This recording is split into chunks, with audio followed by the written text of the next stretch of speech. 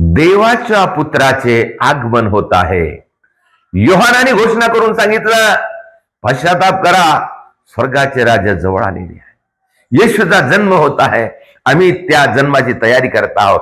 देवाचे आगमन होत आहे। परंतु प्रिय बंधू आणि भगिनींनो, परमेश्वराचे आगमन, देवाचे आगमन, देवाच्या कृपेचं आगमन, देवाच्या आशीर्वादाचं आगमन आम्हाला कधी पाहायला मिळते? जेव्हा आम्ही आमचे अंतःकरण नवीन बनवू आणि आमचे जीवन बदलून टाकू। आम्ही पाप सोडून देऊ, आम्ही वाईट सोडून देऊ, आम्ही वाईटाचा त्याग करू आणि सत्याला स्वीकार करू। सत्याला स्वीकार करणे म्हणजे परमेश्वराच्या पुत्राचे आमच्या जीवनामध्ये आगमन होणे। प्रियजन हो, आपण सत्याला स्वीकार करूया, देवाला स्वीकार करूया आणि देवाचे आगमन आमच्या हृदयामध्ये आपण होऊ देऊया।